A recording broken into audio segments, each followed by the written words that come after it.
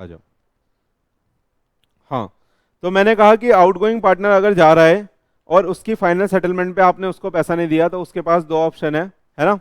ये मैं आपको पढ़ के सुनाने वाला था, इतने में ही लाइट चली गई थी, है ना। देखो, if the continuing partner carry on the business, क्या कह रहा है कि जो रिटायरिंग पार्टनर है वो चला गया और जो कंटिन्यूड पार्टनर है, जो बचे हैं वो बिजनेस कर रहे हैं। कह रहा है without any final settlement of the account, और उन्होंने कोई फाइनल सेटलमेंट अभी नहीं करी है, किसकी, जो बंदा छोड़ के गया है। तो कह रहे हैं the outgoing partner or his representative has the option, किसके पास ऑप्शन है बताना, जो बचा है उसके पास या जो गया है उसके पास।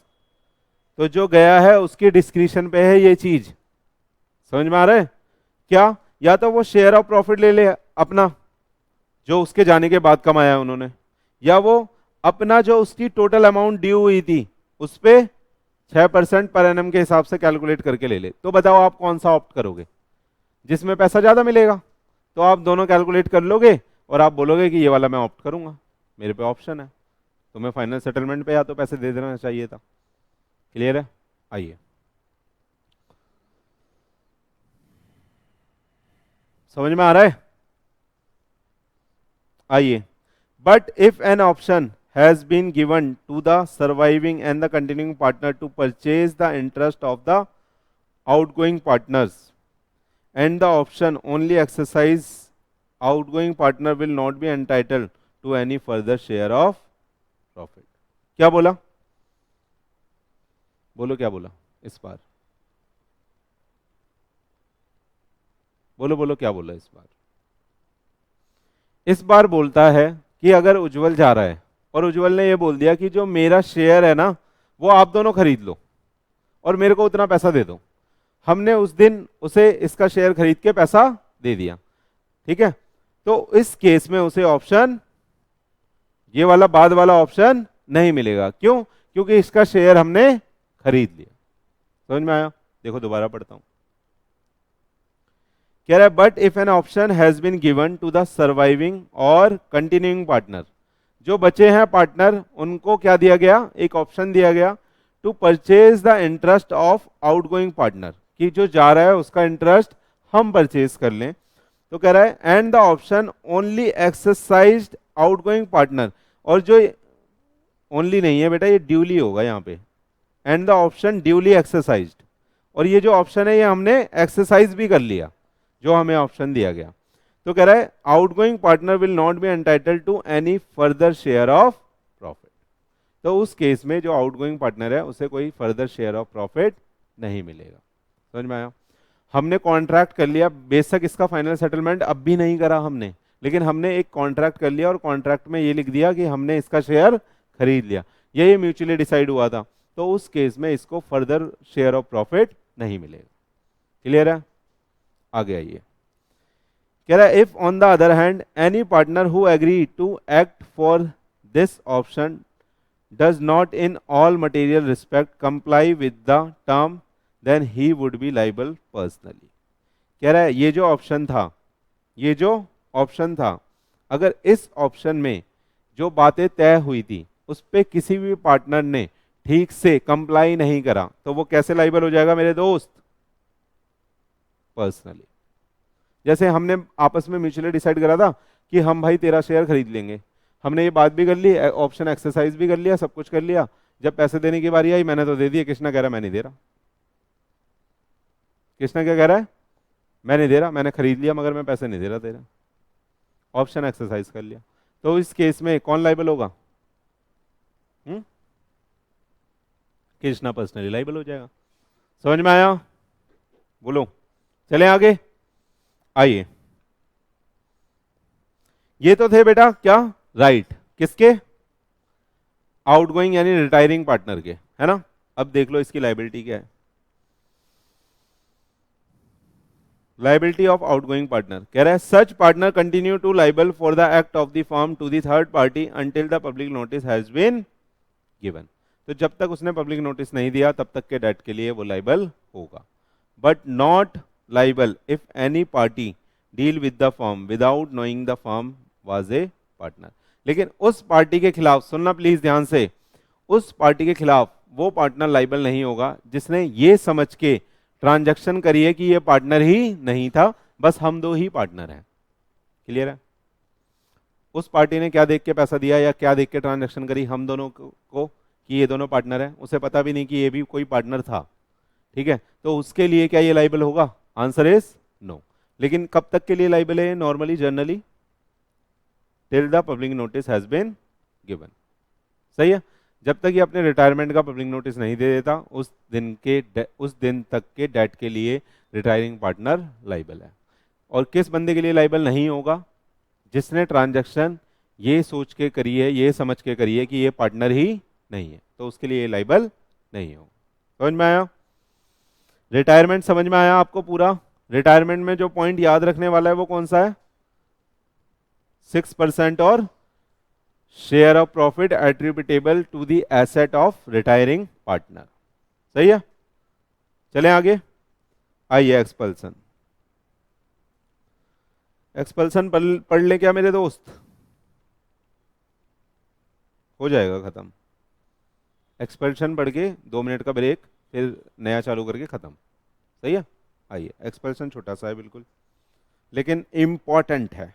लेकिन इंपॉर्टेंट है बहुत ज्यादा, पेपर में पूछा जाएगा, और अगर मैंने बोल दिया तो पक्का पक्का पूछा जाएगा। ठीक है? आइए, पहले तो बताओ एक्सपल्शन का मतलब क्या है? धक्के मार के बाहर निकालना, है ना?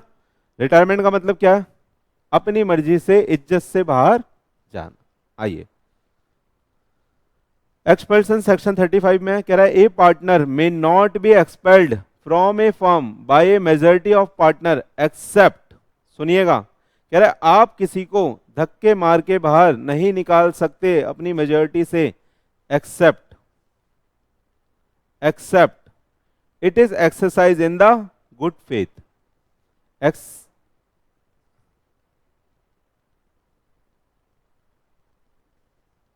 करेंगे बात, कर दो यहां पे, ले बेटा, सही है? आ जाओ।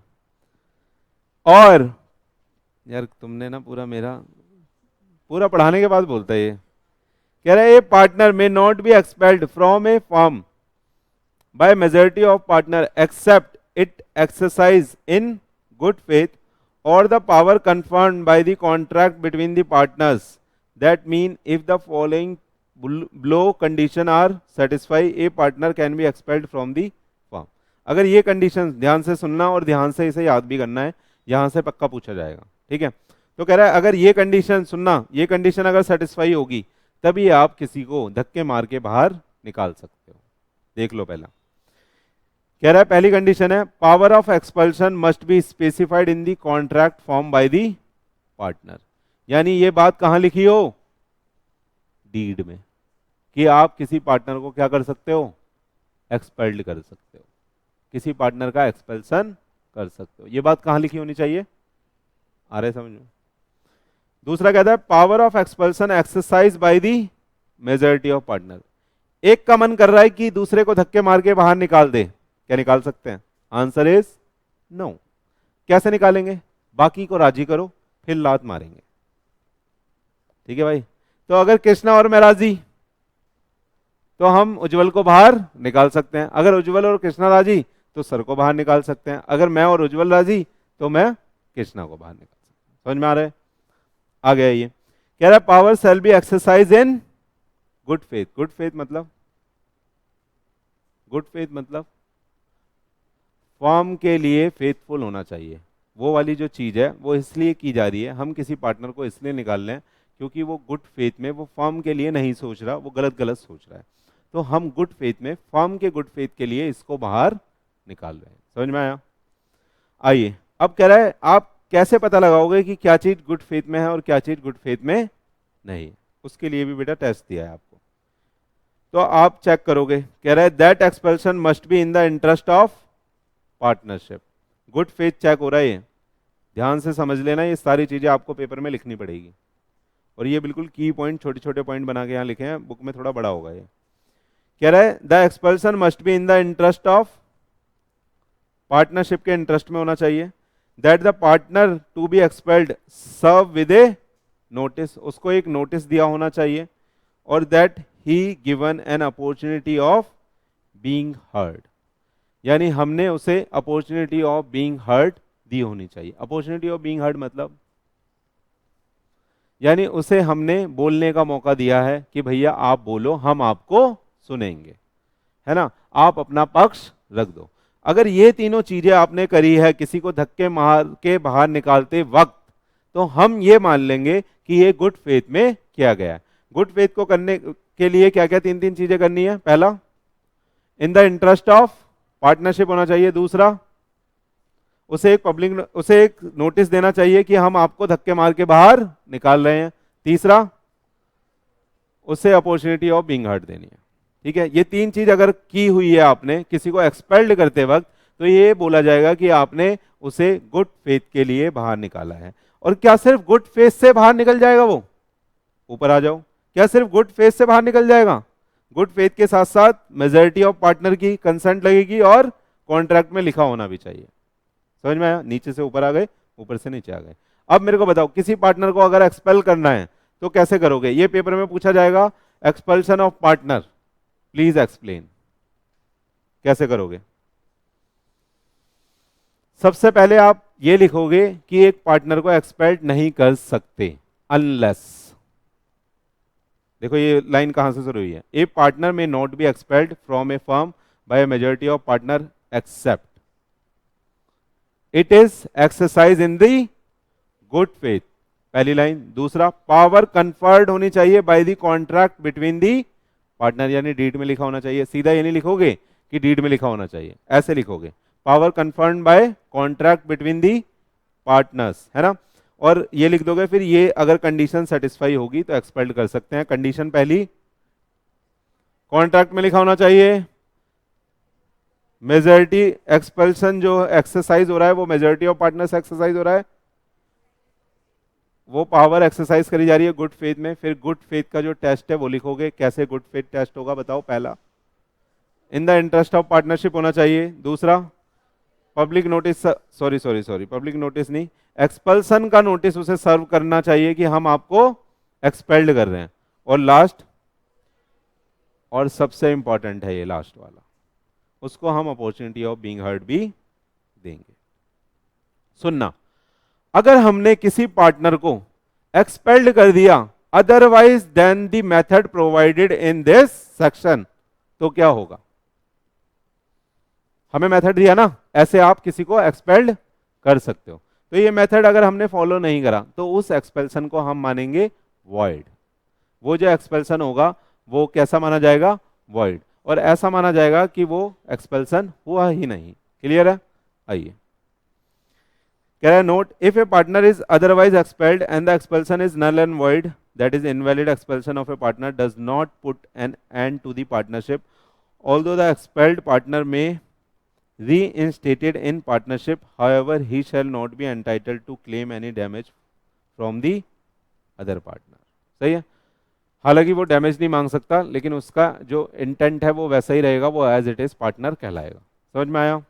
जो वो एक्सपल्सन होगा वो कैसा होगा? नल एंड वॉइड होगा। सुनना आप ध्यान से, यहां से आपको केस स्टडी बना के भी दे सकते हैं, वो एक केस स्टडी बना देंगे, वहां पे लिखा होगा अपॉर्चुनिटी ऑफ बीइंग हर्ड नहीं दी और उसको बाहर निकाल दिया।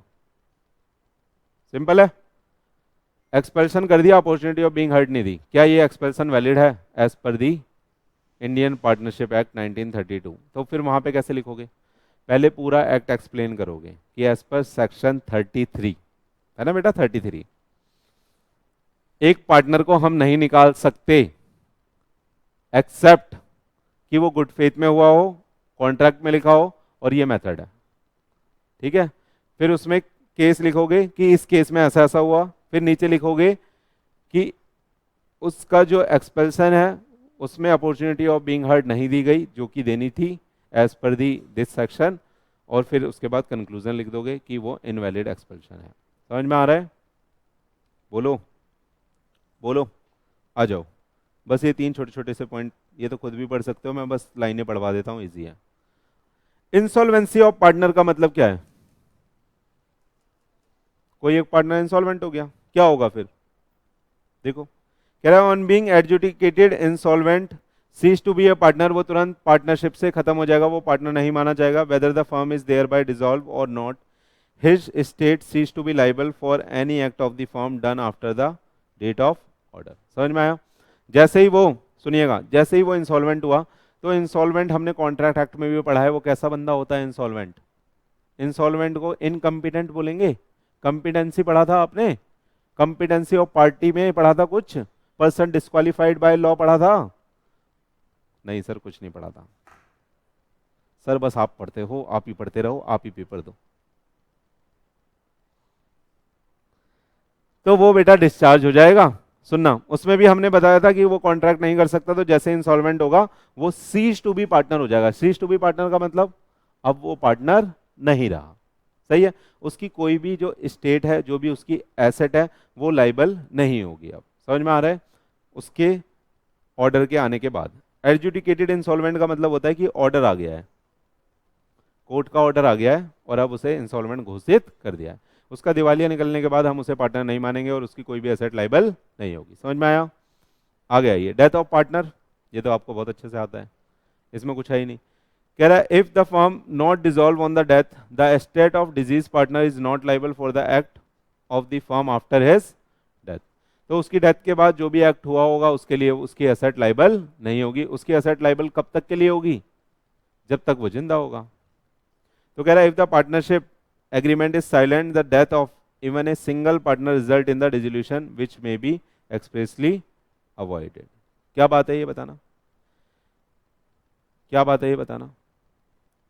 कह रहा है कि अगर पार्टनरशिप डीड में आपने डेथ के बारे में कुछ भी नहीं लिखा, क्या बोल रहा है? पार्टनरशिप डीड में अगर आपने डेथ के बारे में कुछ भी नहीं लिखा मेरे दोस्त, तो जैसे ही डेथ हो जाएगी एक पार्टनर की, हम ये मान लेंगे कि फर्म क्या हो गई? डिसॉल्व हो गई। लेकिन इस चीज को आप अवॉइड कर सकते हो विद द एक्सप्रेस एग्रीमेंट, यानी अगर आप ऐसा लिख दोगे कि डिसॉल्व नहीं होगी किसी के मरने के बाद, तो नहीं होगी। क्लियर है? इजी है बहुत। आगे चले। कह रहा है revocation of continuing guarantee by the changes in the firm. Continuing guarantee बोले तो आइए पढ़ते हैं। जो पहले से हमने गारंटी दी हुई है, अब फर्म में कोई चेंज हुआ तो वो रिवोक होके नहीं आ जाएगी। कह रहा है if in the absence of the agreement to the contract a continuing guarantee given to a firm और टू ए फर्म और to a third party in the respect of the firm is revoke as to the future transaction from the date of any change in the constitution of the firm and the agreement if any to the contrary must be clear। सुनो, कह रहा है अगर आप अपनी partnership में कोई भी चेंज करते हो, कोई भी रिकॉन्स्टिट्यूशन करते हो, तो उससे जो कंटिन्यूइंग गारंटी है आपकी सारी, वो क्या हो जाएगी? रिवोक हो जाएगी। जो भी आपकी फर्म को मिली होगी या आपने थर्ड पार्टी को दी होगी, या आपको मिली होगी आपने दी होगी, वो जो कंटिन्यूइंग गारंटी है वो सारी क्या हो जाएगी? रिवोक हो जाएगी। Unless and until provided in the deed, अगर आपने डीड में कुछ प्रोवाइड नहीं करा तो। अगर आपने डीड में प्रोवाइड कर दिया कि अगर हम रिकंस्टिट्यूशन करेंगे, रीस्ट्रक्चरिंग करेंगे, है ना, रिकंस्ट्रक्शन करेंगे अपनी फर्म का, और उससे भी कंटिन्यूइंग गारंटी पे कोई असर नहीं पड़ेगा, तो नहीं पड़ेगा। अगर आपने नहीं लिखा तो वो सारी रिवोक मान ली जाएगी, क्योंकि नई फर्म को हम बिल्कुल नई फर्म मानेंगे। समझ में आया? उसे रिकंस्टिट्यूटेड फॉर्म इसलिए बोला गया कि उसे आप बोलेंगे कि उसका एक तरह से नया जन्म हुआ है। क्लियर है? सही है। तो अभी लेते हैं बेटा 10 मिनट का ब्रेक और उसके बाद हम स्टार्ट करते हैं अपना लास्ट चैप्टर इसका।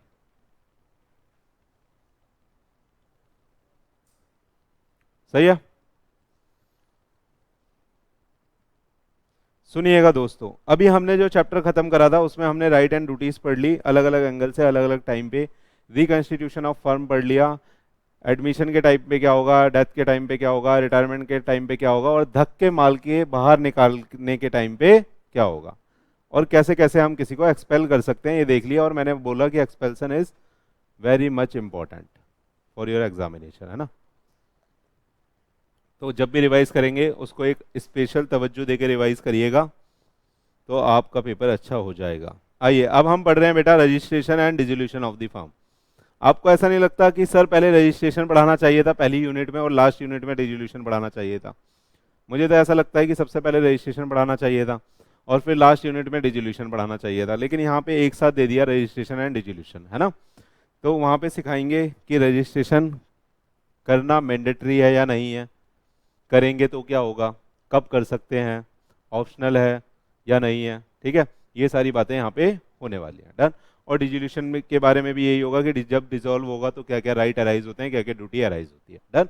बस इतनी बातें हमें करनी है और ये चैप्टर खत्म हो जाए। आइए, तो चलो आप बताओ, क्या पार्टनरशिप में रजिस्ट्रेशन कराना कंपलसरी है? हाँ, आंसर इज नो।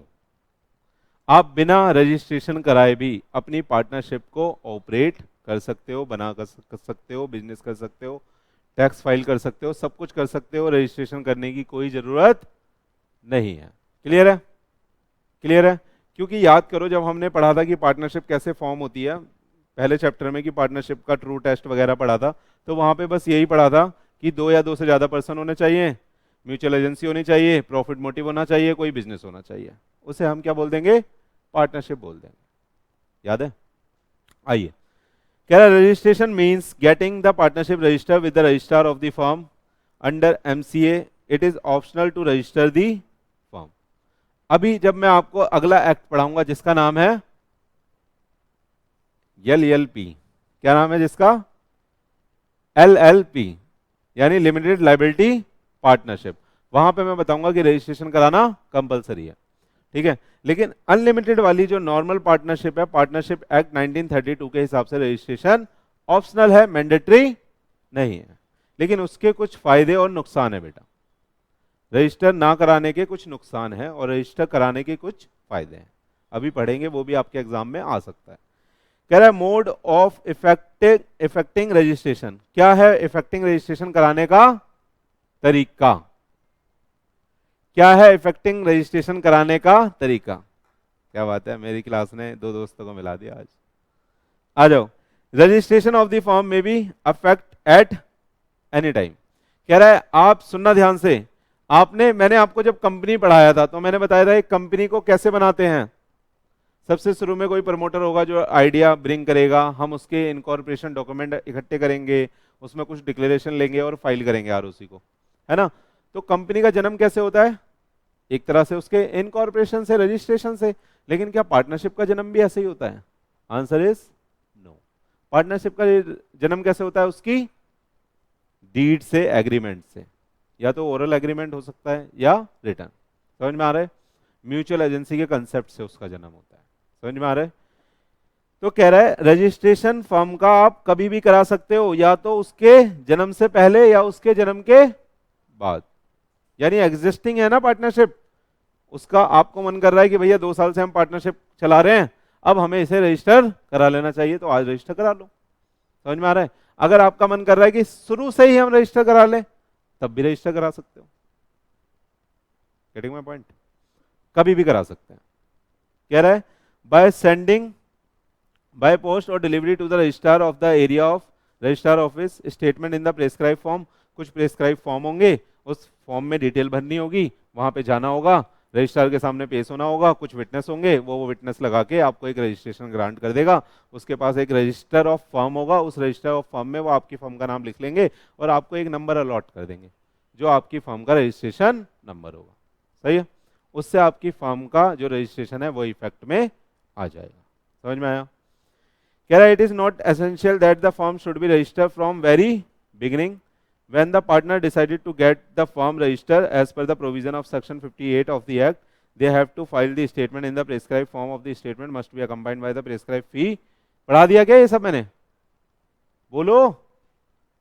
अरे कोई फॉर्म जमा होगा, प्रेस्क्राइब फॉर्म, रजिस्ट्रेशन करने के लिए उसके साथ एक छोटी सी फीस मिलेगा वो, क्योंकि रजिस्टर फ्री में तो काम करेंगे नहीं, सारा जो इंफ्रास्ट्रक्चर लगा है आपके लिए रजिस्ट्रेशन करने के लिए वो फ्री में तो लगा नहीं है, वो पैसे भी चार्ज करेंगे आपसे, तो उसकी फीस देनी पड़ेगी आपको।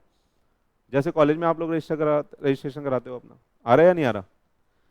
कहता है फर्म का नाम आपको देना पड़ेगा, आपको प्रिंसिपल प्लेस ऑफ बिजनेस बताना पड़ेगा, आपको बताना पड़ेगा कि क्या अदर प्लेस है, अगर बिजनेस का कोई अदर प्लेस है, आपको date of joining of each partner बतानी पड़ेगी कि किस किस पार्टनर ने कब कब उस फर्म को ज्वाइन करा है, आपको नेम देना पड़ेगा, in full and permanent address of the partner देना पड़ेगा, and duration of the firm देना पड़ेगा।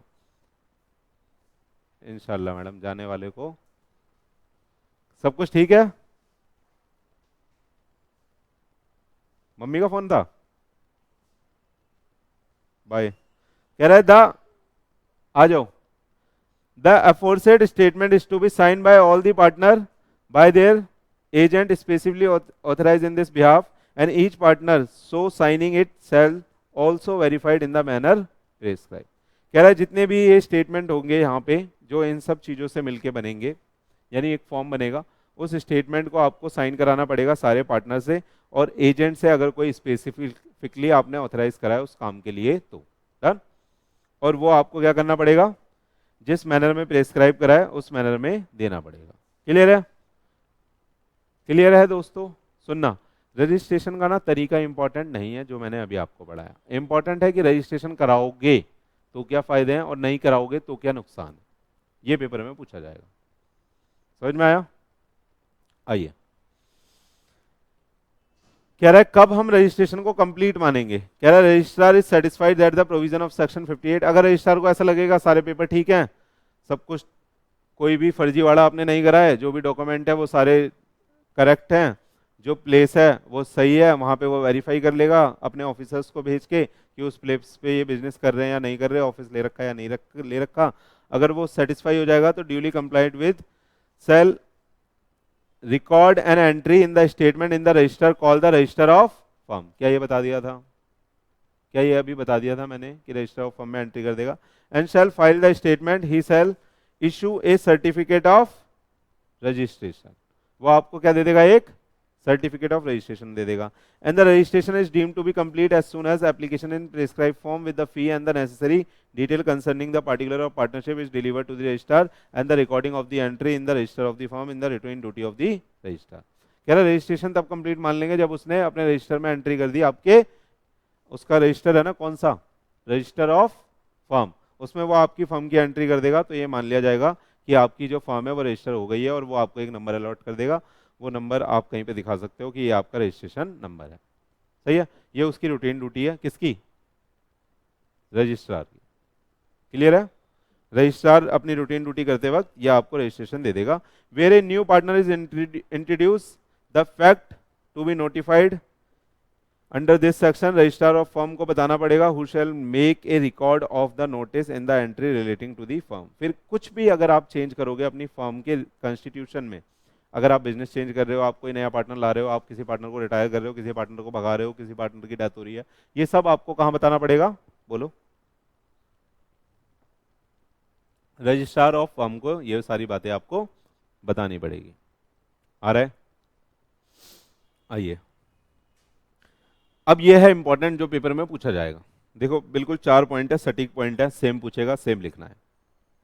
सही है? कोई पंगा नहीं, ध्यान से। कह रहा है कंसिक्वेंसेज ऑफ नॉन रजिस्ट्रेशन या फिर disadvantage of not getting the firm registered. आप अपनी फर्म को अगर रजिस्टर नहीं करवाते हैं, यानी आप अपनी पार्टनरशिप का धंधा बिना फर्म को रजिस्टर कराए करते हैं, तो क्या उसके नुकसान है? तो क्या उसके नुकसान? मैं ये भी बोल सकता हूं कि यही रजिस्ट्रेशन कराने के फायदे हैं कि ये सब नहीं होगा। बोले ना, बोल सकता हूं ऐसे। आइए, पहला देखिए, no suit by the firm against the third party. अगर सुनिएगा ध्यान से, अगर आप पार्टनरशिप बिजनेस कर रहे हो और आपने अपनी फर्म को कहीं पे भी रजिस्टर नहीं कराया है, रजिस्ट्रार ऑफ फर्म के पास रजिस्टर नहीं कराया, तो आप किसी थर्ड पार्टी के ऊपर सूट फाइल नहीं कर सकते।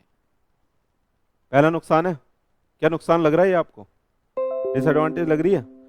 कुछ भी हो जाएगा, आप केस फाइल ही नहीं कर सकते थर्ड पार्टी पे क्योंकि आपकी फर्म ही रजिस्टर नहीं है। आइए, कह रहा है द फर्म और एनी अदर पर्सन, देखना ध्यान से, on its behalf cannot bring an action against the third party for the breach of contract entered into by the firm। कह रहा है कि आपके साथ अगर कोई ब्रीच भी हुआ है तब भी आप थर्ड पार्टी के ऊपर केस फाइल नहीं कर सकते if your firm is not registered. Clear है? पहला समझ में आया? बहुत इजी है। दूसरा देखिए, not right to claim set off in excess of 100 rupees. बेटा पुराना एक्ट है इसलिए लिमिट बहुत कम की है। कह रहा है ध्यान से सुनना, हमारी एक फर्म थी ए को पैसा लेना था किसी मिस्टर बी से और हमें देना था मिस्टर सी को।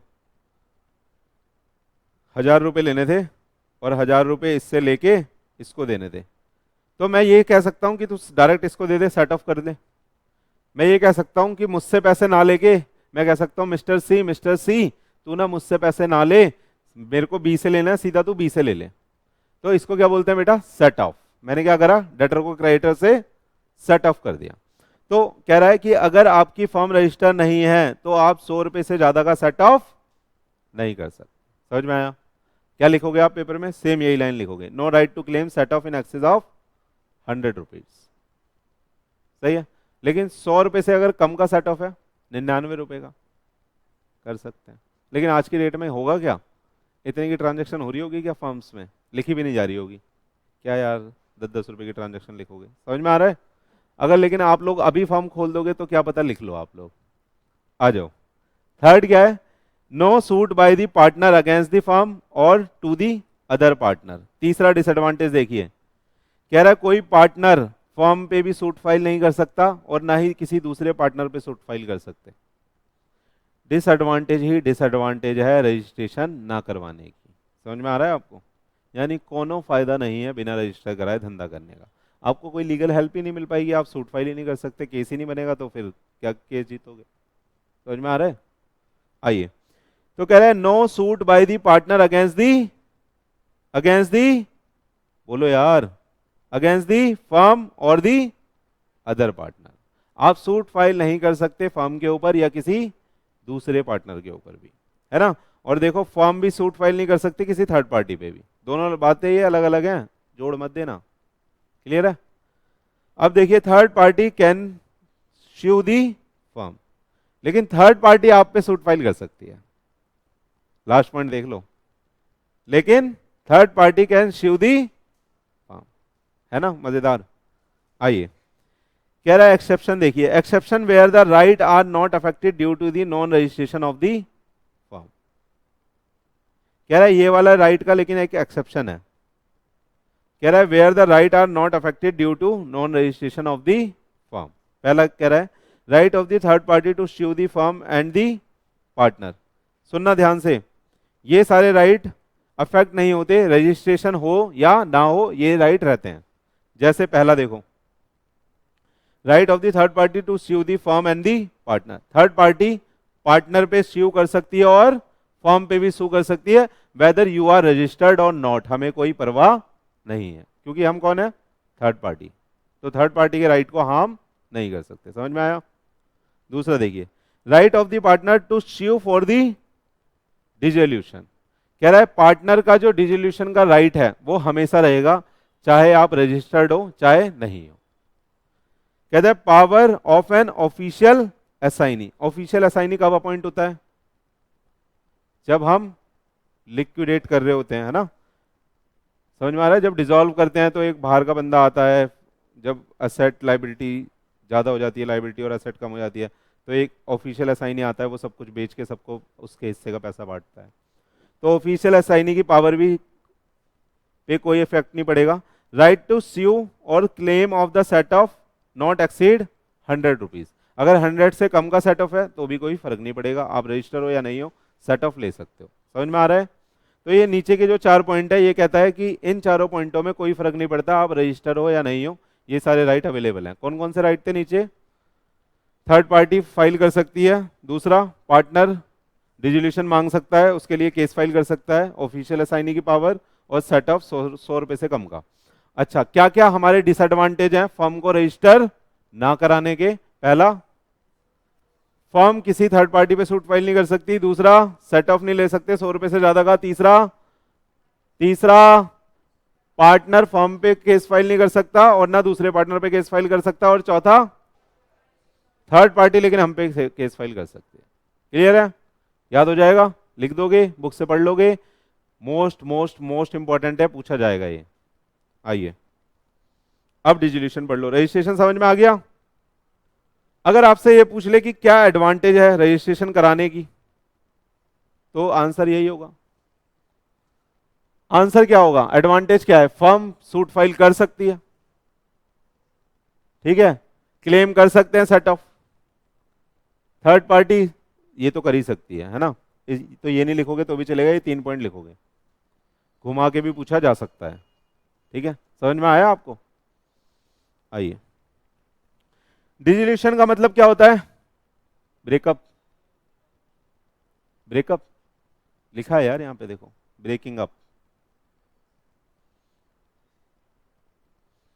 सही है, आपकी दुनिया में तो यही वाला डिसोल्यूशन हो रहा है अभी तक, है ना? जब बड़े हो जाओगे तो असली वाला डिसोल्यूशन होगा पार्टनरशिप में, जब धंधा बंदा करोगे। आ जाओ, कह रहा है it means the discontinuance of judicial relation existing between the all partner of the firm, there is necessarily a breaking up और extinction of the relationship between the partners of the firm and closing up of the business. क्या कर रहे हैं हम? अपना जो relation था partnership का, उसको क्या कर रहे हैं? तोड़ रहे हैं, खत्म कर रहे हैं। उसको क्या कर रहे हैं? तोड़ रहे हैं, खत्म कर रहे हैं। और अपने बिजनेस को क्या कर रहे हैं बेटा? अपने बिजनेस को क्या कर रहे हैं मेरे दोस्त? बंद कर रहे हैं। यही तो है डिसोल्यूशन। यहां पे कौन सा अकाउंट बनाते हो डिसोल्यूशन में? Realisation account. रियलाइजेशन अकाउंट का मतलब क्या है? सब असेट को बेच रहे हो, उससे जो पैसा रियलाइज आ रहा है उसको रख रहे हो, और जितने डेट है उनको पे कर रहे हो, है ना? यही तो होता है। छोड़ो अकाउंट की बातें, अकाउंट वाले सर के साथ करना इंशाल्लाह मैडम, पूरी छूट है मैडम। ये विकास सर की क्लास है, एंजॉयमेंट की क्लास है। आइए प्लीज, खत्म करते हैं प्लीज। कह रहा है but on the certain event like retirement, death, insolvency of the partner between such a partner and the other is dissolve, but remaining partner may agree to continue the business. कह रहा है किसी एक partner के लिए भी firm dissolve हो सकती है, जैसे रिटायरमेंट के केस में उसके लिए वो डिसॉल्व हो रही है ना? देखो ना, समझ में आया? ये वाली बात समझ में आई? कह रहा है but on certain event like retirement, death, insolvency of the partnership between such a partner and the other partner is dissolve. Partnership किसमें यार? प्लीज इधर देख लो, रिटायरमेंट के केस में, डेथ के केस में, इंसॉल्वेंसी के केस में पार्टनरशिप क्या हो रही है बेटा? डिसॉल्व हो रही है between such a partner and the other partner. ठीक है, but remaining partner may agree to continue the business, तो वो कर सकते हैं। क्लियर है? ये भी बात कोई समझाने की नहीं है, समझ में आ रही है क्या?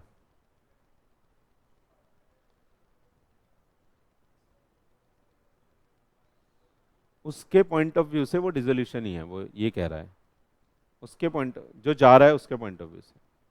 चले, कह रहा है dissolution of the firm may take place by any of the following mode. कैसे कैसे हो सकता है देख लो। कह रहा है डिसोल्यूशन बाय एग्रीमेंट, भैया हमने आपसी सहमति से डिसाइड कर लिया आप धंधा नहीं करना, तू अपने घर मैं अपने घर। ठीक है। एक होता है कंपलसरी डिसोल्यूशन, ये क्या होता है? अभी पढ़ेंगे, अभी पढ़ेंगे कंपलसरी डिसोल्यूशन। कह रहा है by adjudication of all the partner और all the partner but one as insolvent, that is under section this firm must come to an end as a partnership firm with the one partner cannot be continue। सुनना, partnership में बस दो ही partner थे और एक adjudicate हो गया, insolvent हो गया, तो तब भी डिसॉल्व हो गई, क्योंकि एक अकेला व्यक्ति कैसे पार्टनरशिप चलाएगा शीशे में देख के? बोलो हाँ, आ जाओ। By business of the firm become unlawful, धनिया बेचते थे धीरे धीरे गांजे पे आ गए। क्यों मैडम? दानिया मैडम, धनिया बेचते थे धीरे धीरे गांजे पे आ गए, तो क्या करना पड़ेगा? डिसॉल्व करना पड़ेगा, है ना? या सांप बेच रहे हो, आजकल सांप ट्रेंडिंग में है, स्नैक बाइट, एक नए नशे के बारे में मेरे को पता चला, है ना? वो कहीं किसी पार्टी में सांप वाप पाए गए थे ना। अरे नहीं पता आपको? चलो छोड़ो, एक पार्टी हुई थी, कृष्णा उज्ज्वल को पता होगा। चलो ये बहुत ही ऊपर लेवल की पार्टी है, अभी आपको टाइम लगेगा। कह रहा है subject to the agreement between the party on happening of the certain circumstances. सुनना बच्चे, इन सब सर्कमस्टांसेस के हैपनिंग पे भी डिसोल्यूशन हो सकता है। अभी तक लेकिन ऊपर के 4 पॉइंट बताइए। पहला, म्यूचुअल एग्रीमेंट से हो सकता है। दूसरा, कंपलसरी डिसोल्यूशन अभी पढ़ेंगे। तीसरा, दो पार्टनर थे, एक पार्टनर इंसॉल्वेंट हो गया तो अकेला मिरर में देख के नहीं चलाएगा पार्टनरशिप। चौथा, धनिये से कांचा। याद है चारों? अब कह रहा है subject to the agreement between the party on the happening of the certain circumstances भी डिसोल्यूशन हो सकता है। यानी हमारी फिक्स टर्म थे पार्टनरशिप को लेके, वो टर्म खत्म हो गया, हमने फिक्स पीरियड वाली पार्टनरशिप करी थी, है ना, और हमने बोला था 2 साल तक ही चलाएंगे, तीसरा साल आ गया तो अपने आप खत्म। कंप्लीशन ऑफ द वेंचर, हमने बेटा पार्टिकुलर पार्टनरशिप करी थी। पार्टिकुलर पार्टनरशिप किसी पार्टिकुलर पर्पस के लिए होती है। हमने बोला था एक बिल्डिंग बनाएंगे, फिर हम अलग अलग हो जाएंगे, वो बिल्डिंग बनी उसके बाद हम अलग अलग, तो डिसॉल्व मान लिया जाएगा। डेथ ऑफ द पार्टनर के केस में सारे पार्टनर मर गए, है ना, और अगर इफ नथिंग इज प्रोवाइडेड तब भी डिसॉल्व मान ली जाएगी। इंसॉल्वेंसी ऑफ पार्टनर और रिटायरमेंट ऑफ पार्टनर, इन सब चीजों से बेटा रिजोल्यूशन हो सकता है। ठीक है, ये सब तरीके हैं किसी फर्म को डिसॉल्व करने के। समझ में आया?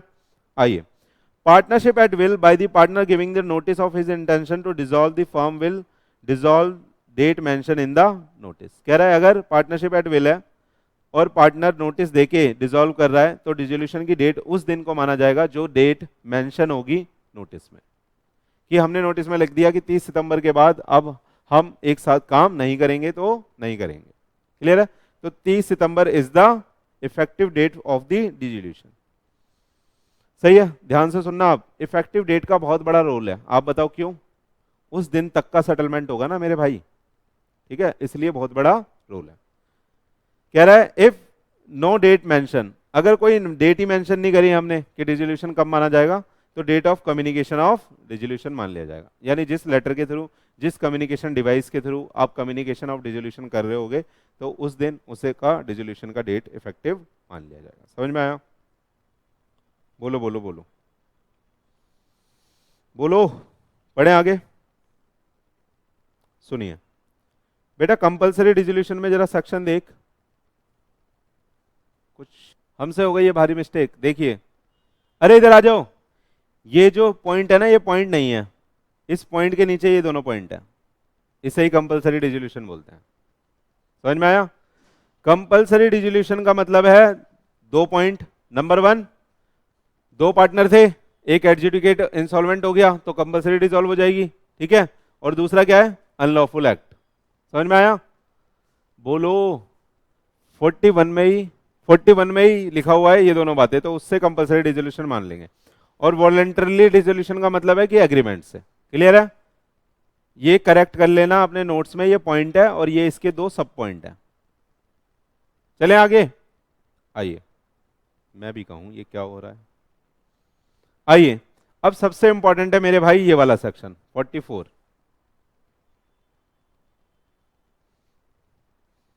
है ना। आइए, कह रहा है डिसोल्यूशन होएगा by the intervention of court. ये पूछा जाएगा बेटा पेपर में, ये पेपर में पूछा जाएगा, ध्यान रखिएगा। कह रहा है unlike partnership at will the particular partnership can not be dissolve by the notice. कह रहा है पार्टिकुलर पार्टनरशिप को आप नोटिस से डिसॉल्व नहीं कर सकते, क्योंकि पार्टिकुलर पार्टनरशिप किसी पार्टिकुलर पर्पस के लिए होती है, तो वो पर्पस पूरा होगा तब डिसॉल्व होगा, ठीक है, या फिर म्यूचुअली होगा।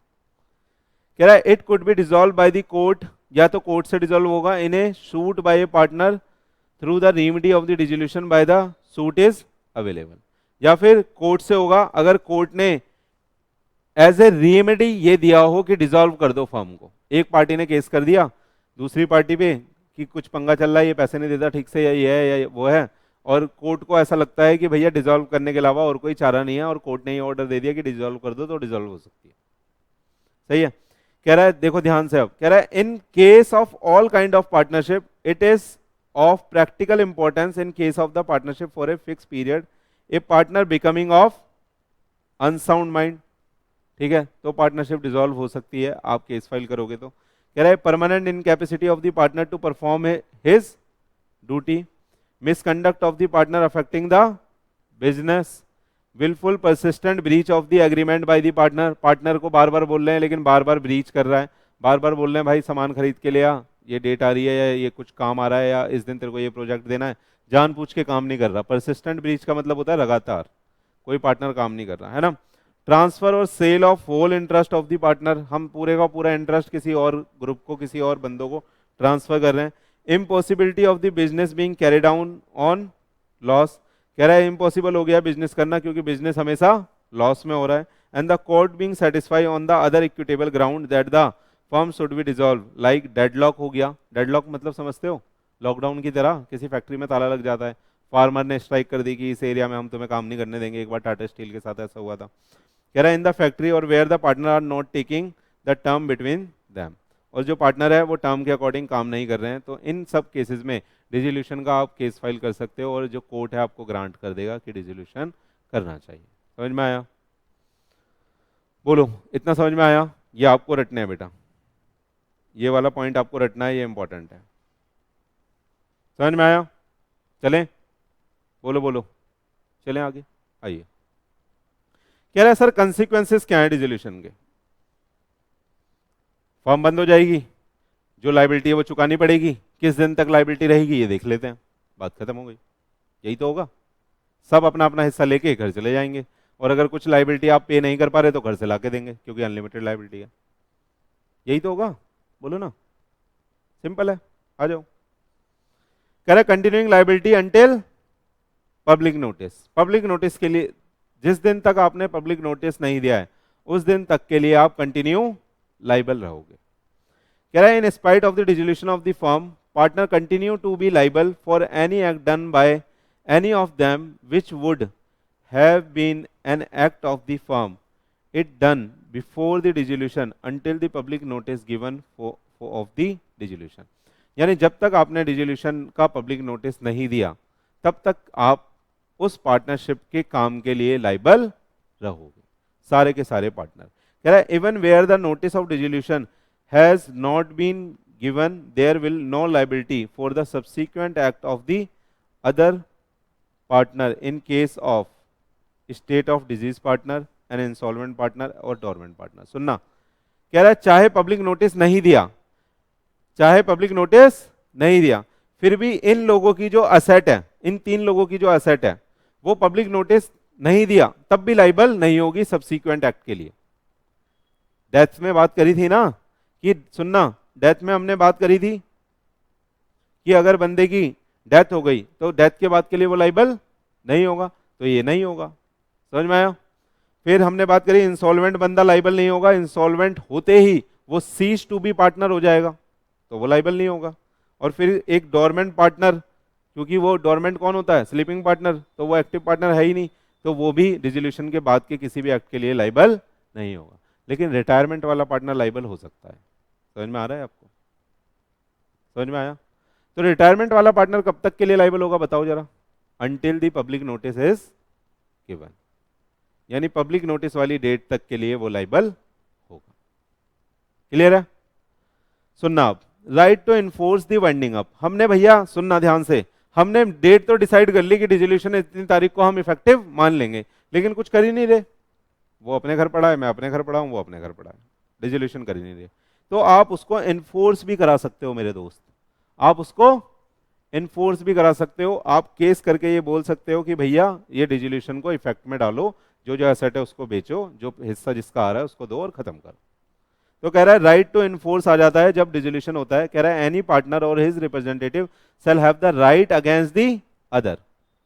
जिसके मन में चोर होगा वो कहेगा हिसाब ही ना होए, मेरे ऊपर लाइबिलिटी आ जाएगी। समझ में आ रहा है आपको? तीन पार्टनर थे, तीनों ने काम करा, किसी ने ज्यादा पैसे निकाल लिए पार्टनरशिप से, वो अपना चुपचाप छुपक के बैठ जाएगा। वो कहेगा यार नहीं, मेरे को तो पैसे देने पड़ जाएंगे। वो कहेगा हिसाब तो होना ही नहीं चाहिए, जितना डिले हो रहा है होने। ये वो वाला केस है। समझ में आ रहा है आपको? तो जो दूसरे पार्टनर होंगे उनको ये राइट दिया गया कि आप इन्फोर्स कर सकते हो वाइंडिंग अप को, यानी डिसोल्यूशन को। Any partner or his representative shall have right against the other to have the property of the firm is applied in the payment of the date of the firm. क्या होता है? Realisation account में property को apply करते हैं date की payment के लिए। और कह रहा है to have the surplus distributed amongst the partner in their respective rights. समझ में आया? तो एक जो पार्टनर है वो दूसरे पार्टनर को एनफोर्स कर सकता है कि भैया जो फर्म की प्रॉपर्टी पड़ी है, गेट लगा दो, जो फर्म की प्रॉपर्टी पड़ी है वो क्या हो जाए, फर्म के लिए अप्लाई करो, फर्म के डेट के पेमेंट के लिए अप्लाई करो, और जो भी सरप्लस फंड बचता है उसे आपस में अपने रिस्पेक्टिव शेयर में बांटो। समझ में आया? आगे चले, आ जाओ। कह रहा है extent of continuing authority of the partner after dissolution. कह रहा है डिसोल्यूशन हो गया लेकिन पार्टनर के पास फिर भी कुछ अथॉरिटी बचेगी क्या? कुछ काम करने की अथॉरिटी बचेगी? बताओ, अगर डिसोल्यूशन हो गया है तो पार्टनर के पास कुछ अथॉरिटी बचेगी? कह रहा है हाँ बचेगी। लेकिन बहुत लिमिटेड अथॉरिटी बचेगी। देखो क्या बचेगी, कह रहा है the authority of the partner to bind the firm and the other mutual right and the obligation continue so far as may be necessary for the purpose of the wind up. जितना काम जरूरी है wind up के purpose के लिए उतना काम हर एक पार्टनर कर सकता है, वो धंधा चालू नहीं करेगा दोबारा से। समझ में आ रहा है? वाइंड अप के लिए जरूरी क्या है कि असाइनी को एक ऑफिशियल लिक्विडेटर को अपॉइंट करें, उसके साथ हम लग के सेल करवाएं, ऑक्शन की तैयारी करें या किसी तरह बेचें सामान को। समझ में आ रहा है? और डेट वालों को नोटिस भेजें, उन्हें बुलाएं, उनको पैसे दें, तो ये सारे काम कर सकते हो।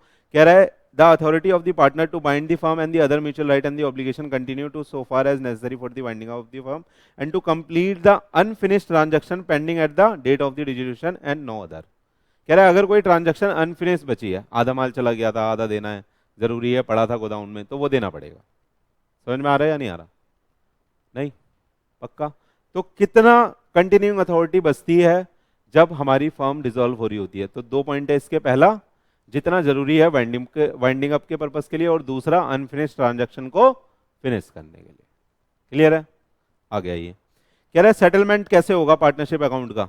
ये तो आपसे अच्छा कोई जानता नहीं है, ये तो आपने कैलकुलेशन में भी करा है। बोलो, याद है आपको? ये सब खत्म हो रहा है, बस 2 पेज बचे हैं, एक ही पेज बचा है in fact. Settlement of partnership account पढ़ा है आपने? पहले किसकी पेमेंट होगी, फिर किसकी होगी, ये सब पढ़ा है?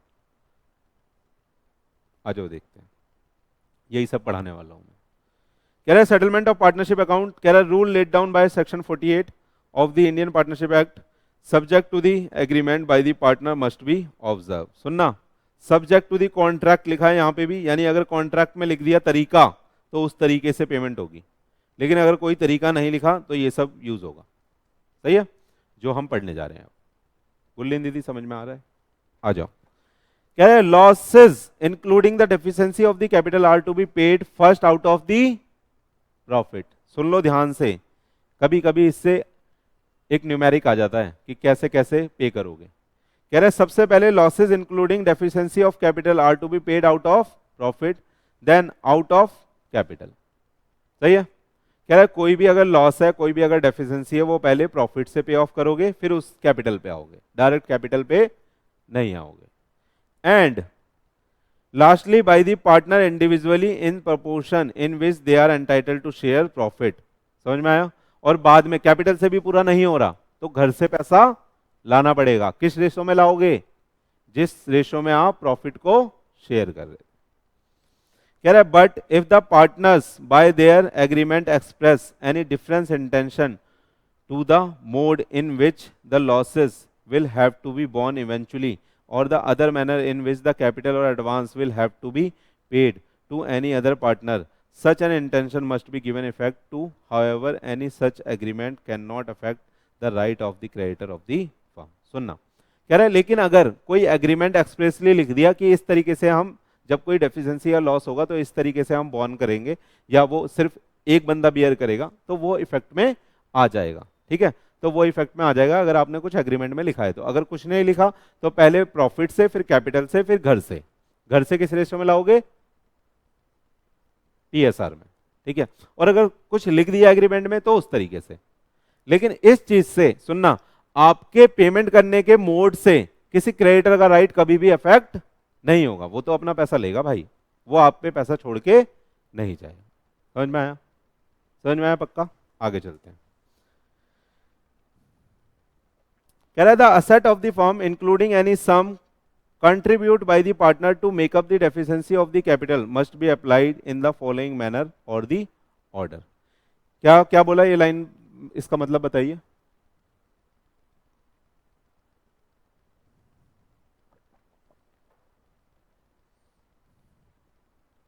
कह रहा है जो असेट पड़ी है ना भाई फर्म में, और जो तुम कंट्रीब्यूट करके लाए हो, वो किस तरीके से अप्लाई करोगे आप, है ना, डेफिशिएंसी में।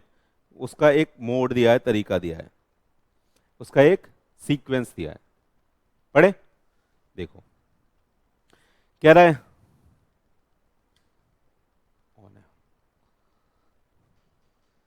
है in paying the date of the third party. सबसे पहले किसकी पेमेंट करोगे? थर्ड पार्टी की। कह रहा है in paying to each partner ratable in paying to each partner, ratable का मतलब होता है जिसपे पार्टनर रेट ले रहा है यानी इंटरेस्ट ले रहा है। Ratable what is due to him from the firm for the advances as distinguish from the capital, यानी लोन। यानी लोन, इंटरेस्ट ऑन लोन की कैलकुलेशन करते हो ना यार 6% के हिसाब से, उसकी बात कर रहा है। रेटेबल का मतलब क्या है, जिसपे पार्टनर इंटरेस्ट ले रहा है, उसने फ्री नहीं छोड़ा। रेटेबल का मतलब a loan which carry some rate of interest. समझ में आ रहा है? कह रहा है इन पहला क्या था, थर्ड पार्टी, दूसरा था पार्टनर के लोन यानी एडवांसेस, तीसरा है in paying to each partner ratable what is due to him on account of capital, फिर उसके कैपिटल के हिसाब से जो उसकी कैपिटल बन रही होगी वो दी जाएगी, है ना। फिर कह रहा है residual balance if any among the partner, तो ये तो सरप्लस हो गया, बोलो ना, जो इसके बाद भी बचा ये तो सरप्लस हो गया ना यार। हमने बाहर वालों की भी पेमेंट कर दी, हमने अपने जो पार्टनर थे उनके लोन की भी पेमेंट कर दी, हमने कैपिटल भी निकाल ली अपनी, तो अब जो बचा वो सरप्लस बचा। सरप्लस किस रेशो में लेके जाओगे, बोलो। देखो यहां लिखा हुआ है एंटाइटल टू सेम प्रॉफिट्स। कह रहा है residual balance if among the partner in the proportion in which they are entitle to same profit, यानी पीएसआर में। क्लियर है? हाँ, सेकंड लोन है और थर्ड कैपिटल है। इंटरेस्ट ऑन लोन और इंटरेस्ट ऑन कैपिटल पढ़ा था, तो कह रहा है पहले थर्ड पार्टी की पेमेंट करो, फिर जो पार्टनर के लोन है उनकी पेमेंट करो रेटेबल, फिर जो रेटेबल कैपिटल है 12% कैरी करता है ना, उसमें लिखा होता है, कई बार डीड में लिखा होता है, फिर रेटेबल कैपिटल पे करो, फिर जो बचा वो पीएसआर में लेके जाओ। समझ में आया? लाने का भी बता दिया, लाने का क्या है सीक्वेंस बताओ। पैसा अगर लाना है तो सबसे पहले प्रॉफिट में से डेफिशिएंसी निपटाओ, तब भी नहीं निपट रही कैपिटल में से निपटाओ, तब भी नहीं निपट रही घर से लेके आओ पीएसआर में। खत्म? पढ़े आगे? आइए कंक्लूजन पढ़ लो मेरे दोस्त।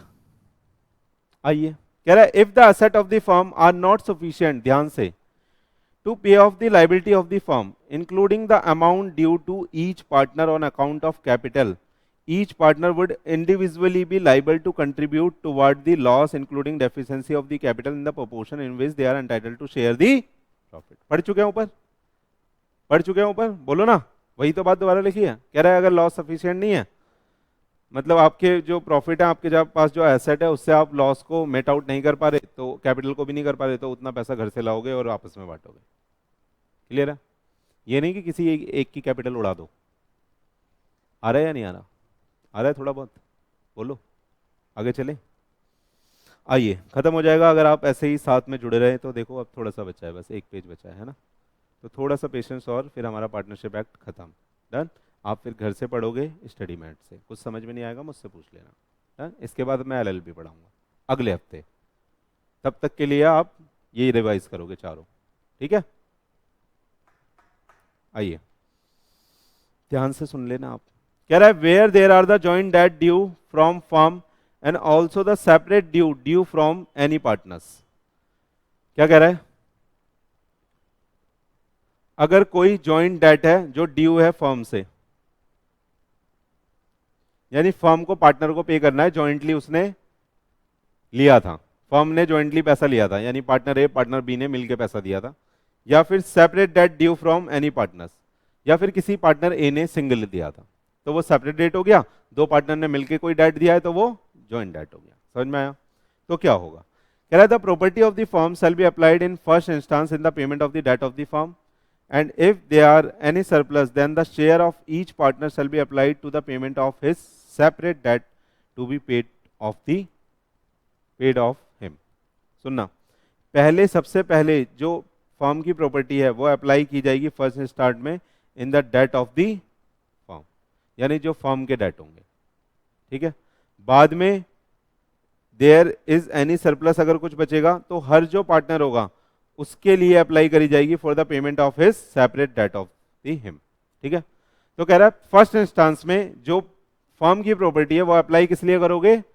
फर्म के डेट की पेमेंट के लिए। बाद में जो आपके सेपरेट डेट होंगे ना उसके लिए यूज की जाएगी। कहता है द सेपरेट प्रॉपर्टी, देखना ध्यान से, कह रहा है separate property of any partner shall be applied, यानी transfer in the payment of his separate debt and the surplus if any in the payment of the date of the firm. सुनना, मैंने कल एक बात सिखाई थी आपको कि मैंने अगर यहाँ एसी लगा दिया तो हम उसे फर्म की प्रॉपर्टी ना मान के मेरी प्रॉपर्टी मानेंगे, है ना, उसे फर्म की प्रॉपर्टी नहीं मानेंगे। तो इस तरह की अगर कोई एसेट है तो वो पहले मेरे पर्सनल डेट के लिए यूज होगी, उसके बाद वो अगर कुछ सरप्लस बचता है तो फर्म के डेट के लिए यूज होगी। समझ में आया? और लेकिन कोई कंबाइंड फर्म की एसेट है तो वो पहले फर्म के डेट के लिए यूज होगी, अगर कुछ बचता है तो वो सेपरेट डेट के लिए यूज होगी। जो है जिसका है वो पहले उसके लिए यूज होगा। सिंपल सी बात यह है। कह रहा है पर्सनल प्रॉफिट, ध्यान से सुनना, ये बात क्या है? कह रहा है personal profit earn by the dissolution after the dissolution. हमने तीनों ने पार्टनरशिप बनाई थी और हमने म्यूचुअली डिसॉल्व कर ली, लेकिन उसके बाद भी उज्जवल मान नहीं रहा, बाहर दुकान लगा के खड़ा है। हमारी पेंट की दुकान थी, ये दुकान बंद करने को राजी नहीं, हमने डिसॉल्व कर दिया। तब भी ये हमारी दुकान थी, वो दुकान शटर क्लोज करके इसने एक खोखा बनाया, उसमें बेचने लग गया। बड़ा ढीठ आदमी है। अब ये क्या कर रहा है बताओ? पर्सनल प्रॉफिट कमा रहा है, डिसोल्यूशन के बाद भी कमा रहा है, तो उसका क्या होगा? कह रहा है एनी पर्सनल प्रॉफिट, देख लो ध्यान से, any personal profit before the firm is fully wound up must be accounted by them to the other partner, that is a lease expiring on the death of the partner which is the received by having the partner before the final winding up belong to the partnership। तो जब तक, सुनना मैं बता देता हूं आपको simple way में, जब तक फाइनल वाइंडिंग अप नहीं होगा तब तक वो जितना भी पर्सनल प्रॉफिट कमाएगा वो फर्म का प्रॉफिट माना जाएगा। समझ में आया?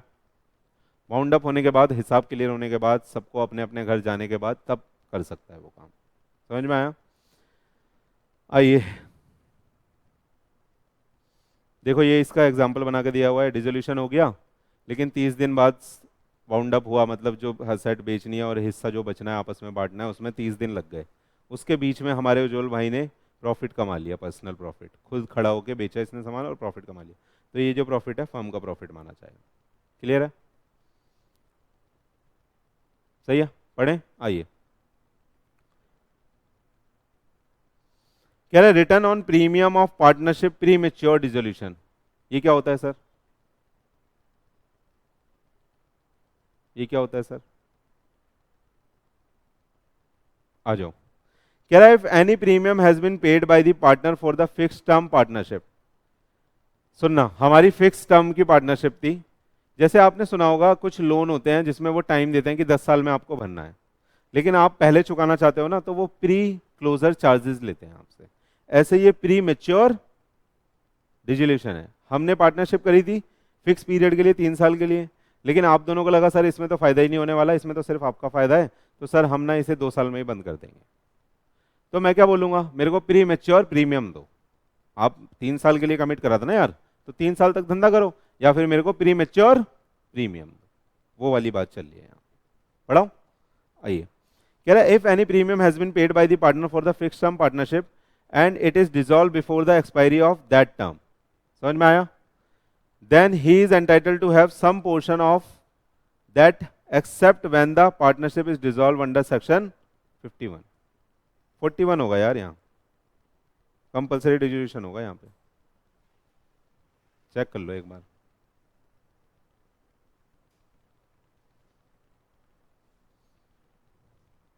जो 51 ही है, चेक करना एक बारी मेरे दोस्त। 51 ही, आ जाओ। सुनना ध्यान से, प्री मेच्योर अगर कोई क्लोजर हो रहा है तो आप प्रीमियम के लिए डिमांड कर सकते हो, लेकिन प्रीमियम के लिए डिमांड नहीं करोगे अगर इस वजह से डिसोल्यूशन हुआ है तो। ठीक है? पहला, by the death of the one partner, तो प्रीमियम मांगोगे क्या? है क्या प्रीमियम मांगोगे? अगर bye death of one partner की वजह से, अगर किसी की डेथ की वजह से पार्टनरशिप जल्दी डिसॉल्व हो गई, तो आप मेरे को बताओ प्रीमियम मांगोगे? है? उससे कहोगे जल्दी डिसॉल्व हो गई, ज्यादा पैसा दे, मर गया। निहायती बदतमीज हो आप। तो आपको प्रीमियम मिलेगा या नहीं मिलेगा? बोलो। नहीं मिलेगा। कह रहा है mainly due to misconduct of the partner paying the premium. और अगर इस वजह से हो रहा है कि जो पार्टनर प्रीमियम पे कर रहा है वो जानबूझकर मिसकंडक्ट कर रहा है, ठीक है? कह रहा है mainly due to misconduct of the partner paying premium, तब भी आप प्रीमियम नहीं लोगे, यानी उसे बोलोगे कि चलेगी पार्टनरशिप। ठीक है? कह रहा है pursuant to an agreement containing to the provision of the return that the premium और any part thereof here the partner paying the premium where the partnership is dissolve. कह रहा है पे कर रहा हो without the fault of either party, owing to the fault of both, या on account of the fault of the partner receiving the premium. कुछ कुछ समझ में आ रहा है या ये वाला पोर्शन बाद में पढ़ा दूं? आ रहा है ना? कह रहा है due to insolvency of the partner receiving the premium where the partner paying the premium was unaware of the others embarrassing circumstances of the time of entering into the partnership. अगर कोई पार्टनर इंसॉल्वेंट हुआ है और वो receive कर रहा है premium, मतलब उसकी इंसॉल्वेंसी की वजह से अगर प्री मैच्योर हो रहा है तो भी वो प्रीमियम नहीं मांगेगा। ठीक है, सुनो, ये केसेस थे जहां पे प्री मैच्योर पार्टनरशिप अगर आप कर रहे हो, मतलब बंद कर रहे हो, डिसोल्यूशन कर रहे हो, तो उस केस में आप प्रीमियम की डिमांड कर सकते हो। लेकिन यहाँ पे कुछ केसेस हैं जहाँ पे आप प्रीमियम की जो डिमांड है वो नहीं कर सकते। जैसे पहला क्या है, डेथ के केस में, मिसकंडक्ट के केस में, परसुएंट टू दी एग्रीमेंट अगर कुछ हुआ है कि वहाँ पे प्रीमियम देना पड़ेगा। ठीक है, मतलब हमने एग्रीमेंट में ही लिख दिया कि प्रीमियम लेके कोई प्रीमेच्योर क्लोजर नहीं होगा। ठीक है, और where the partner paying the premium where the partnership dissolve हुई है ड्यू टू फॉल्ट, किसी पार्टी के फॉल्ट की वजह से, तो भी प्रीमियम लेके डिसॉल्व नहीं कर सकते। ओइंग टू द, दोनों ने फॉल्ट करा है तब भी नहीं कर सकते। On account of the fault of the partner receiving premium, जो रिसीव कर रहा है प्रीमियम उसके फॉल्ट की वजह से भी हो रहा है तब भी नहीं कर सकते। ठीक है, और अगर इंसॉल्वेंसी की वजह से हुआ है तब भी आप प्रीमेच्योर प्रीमियम लेके जो फिक्स टर्म वाली पार्टनरशिप है उसे जल्दी से प्रीमेच्योर क्लोजर नहीं कर सकते। ठीक है, सुनो, अब हो रहा है कैंसिलेशन ऑफ पार्टनरशिप। ये लास्ट टॉपिक है शायद, है ना? इसके बाद गुडविल है। गुडविल तो इजी है, ये पढ़ लो, दोनों ही इजी हैं। आप कह रहा है registration of partnership for fraud. Registration मतलब कैंसिलेशन एक तरह से, अगर पार्टनरशिप आप बंद कर रहे हो फ्रॉड की वजह से। कह रहा है the party misled has the right to resign the partnership agreement and is entitled to, क्या बोला? क्या बोला? पार्टी जो मिसलीड कर रही है, जिसको जो मिसलीड हुई है, has a right to resign the partnership and entitled to a lien on the surplus. सुनना, जिस पार्टी के ऊपर मिसलीड हुआ है, यानी जिस बंदे को चीट करा गया है, उसको राइट मिलेगा कि वो लियन एक्सरसाइज कर सकता है। लियन का मतलब कब्जा। लियन एक्सरसाइज कर सकता है on the surplus after the payment of the firm debt for any sum paid by him for the purchase of its share in the firm और any other capital contributed by him. ठीक है, यानी अपना पैसा निकालने के बाद, date पे करने के बाद और अपना पैसा निकालने के बाद जो सरप्लस बचेगा उस पर वो लियन एक्सरसाइज कर सकता है। समझ में आया? कौन सा बंदा कर सकता है? जिसको मिसलीड करा जा रहा है। क्लियर है? कहता है, कह रहा है 10th rank as a credit of the firm in respect of any payment made by the him toward the firm debt and, यार 10th रैंक नहीं है ये, कह रहा है ये रैंक देगा as a credit of the firm in respect of the payment made by him toward the firm debt and to an indemnify the firm the partner guilty of the fraud or misrepresentation against all the debt and the loss of the firm. ये दोनों line में बता देता हूँ। कह रहा है जब आप पे करोगे तो आप एक क्रेडिट रेटिंग दोगे अपनी फर्म, अपने जो जितने भी डेट हैं, जितने भी जो डेटर जिनको पेमेंट कर रहे हो आप, उनको एक क्रेडिट रेटिंग दोगे कि इसकी रेटिंग ए है तो इसको पहले पेमेंट जाएगी, रेटिंग बी, ABC एनालिसिस करके आप पेमेंट करोगे। ठीक है, और दूसरा कह रहा है अगर लॉस हुआ है कुछ भी मिस रिप्रेजेंटेशन की वजह से या दूसरे पार्टनर की वजह से, तो वो इंडिमनिफाई भी करेगा उस लॉस को फर्म को। ये तो पहले ही पढ़ लिया था हमने कि अगर एक पार्टनर के नेग्लिजेंस की वजह से कोई फर्म को लॉस होता है तो वो उसे इंडिमनिफाई करता है। तो वही वाली बात यहाँ पे लिखी हुई है। क्लियर है? तो तीन चीजें होंगी रेजिस्ट्रेशन के केस में। जिस बंदे को चीट करा जा रहा है वो क्या कर सकता है? लियन एक्सरसाइज कर सकता है सरप्लस के ऊपर डेट पेमेंट करने के बाद, और अपना शेयर निकालने के बाद जो सरप्लस बचेगा उस पर लियन एक्सरसाइज कर सकता है। लियन एक्सरसाइज जब वो करेगा तो वो रैंक देगा, जिसको उसको पेमेंट देनी है उसको एक क्रेडिट रेटिंग देके पेमेंट कर देगा, और अगर कोई लॉस हुआ है हमारी फर्म को तो उसे इंडेमनीफाई करेगा। दानिया मैडम समझ नहीं आ रहा कुछ? क्या खेल रहे हो आप? तो अगर कोई लॉस हुआ है फर्म को due to the negligence of the partner तो वो मेक गुड करवाना पड़ेगा। आ रहे लास्ट, और इसके बाद स्वाहा होने वाला है, देख लो। गुडविल के बारे में पढ़ लेते हैं। कह रहा है गुडविल कैसे बटेगी भैया? Goodwill on the dissolution. कह रहा है goodwill is the part of the property of the firm. पढ़ लिया था हमने, पढ़ा था नहीं पढ़ा था? गुडविल को भी फर्म की प्रॉपर्टी बोला जाएगा। कह रहा है when the goodwill sold either to a partner or to an outsider. अगर हमने गुडविल सोल्ड करी किसको? या तो पार्टनर को या आउटसाइडर को। The value is divisible among the partner in the same manner as the share of profit and loss unless otherwise agreed, for the purchaser of the goodwill require the right to carry on the same business under the old name. सुनना, कह रहा है goodwill अगर आप बेच रहे हो तो गुडविल का जो पैसा आएगा वो पार्टनर में पीएसआर में बटेगा, और जो परचेजर है, आपने सेल कर दिया नाम, अब परचेजर को नाम मिल गया, तो परचेजर को क्या मिल गया, राइट मिल गया to carry on the same business under the old name. आपने रिबॉक का नाम खरीद लिया और आप रिबॉक के जूते बेचोगे, ठीक है, तो आपके पास अब रिबॉक का नाम आ गया, आप कैरी ऑन कर सकते हो business. To represent himself to the customer of the old firm and as the successor in the business of the old firm. और आप अब जो रिबॉक के जितने भी कस्टमर हैं उनको मैसेज भेज सकते हो कि रिबॉक अब नया हो गया है, इसका आप नाम कुछ भी चेंज कर दो, रिबॉक कर दो, है ना, तो आप करके वो दिखा सकते हो और पुराने कस्टमर को सॉलिसिट कर सकते हो, being a purchaser of the goodwill. आइए, कह रहा है right the partner selling the goodwill of the firm. अब जो सेल कर रहा है कैन, सुनना, क्या वो सेम बिजनेस कर सकता है? ये तो हमने बात करी थी यार रेस्ट्रेंट ऑफ ट्रेड में भी। क्या मैंने अगर एक बार गुडविल सेल कर दी तो मेरे हाथ कट गए? बोलो, क्या मैं दोबारा नहीं पढ़ा सकता? पढ़ा सकता हूं यार, है ना, लेकिन मैं उस पुराने कस्टमर को सॉलिसिट नहीं कर सकता और फर्म का नाम यूज नहीं कर सकता। यही तो तरीका है काम करने का, देखो यही लिखा है, carry on the similar business unless it is prevented by valid restraint clause in the contract of sale. अगर उन्होंने कोई रेस्ट्रेंट क्लॉज डाला है कि आप काम नहीं करोगे, वो भी रीजनेबल होगा, क्योंकि हमने रेस्ट्रेंट ऑफ ट्रेड में पढ़ा है कि रीजनेबल रिस्ट्रिक्शन लग सकती है कॉन्ट्रैक्ट में, समझ में आ रहा है? अनरीजनेबल रिस्ट्रिक्शन नहीं लग सकती, ये नहीं लिखोगे कि संसार में कहीं भी जाके आप नहीं पढ़ा सकते, ऐसे रिस्ट्रिक्शन आप मेरे पे नहीं लगा सकते। आप ये बोल सकते हो कि विशाली वाले एरिया में या एनसीआर में या यहाँ आप नहीं पढ़ाओगे, तो मैं कहीं और जाके पढ़ाऊंगा। समझ में आ रहा है या नहीं आ रहा? कह रहा है also compete with the business sold by them to the purchaser, compete भी कर सकता हूं मैं, and advertise their business in such a manner as deemed fit but subject to the agreement to the contrary, the seller cannot use the name of the firm, represent themselves as carrying on the old business and solicit the customer of the firm। वही बात लिखी है, तो जो seller है वो old name से अपना धंधा नहीं चलाएगा और ये नहीं बोलेगा पुराने कस्टमर को कि ये हमारी फर्म है, आज आप नए नाम से काम कर सकते हो। ठीक है, आज के लिए इतना ही था मेरे दोस्त, धन्यवाद, थैंक यू वेरी मच। अगर कुछ समझ में ना आए तो आप मुझसे पूछ सकते हो कभी भी कहीं भी, है ना।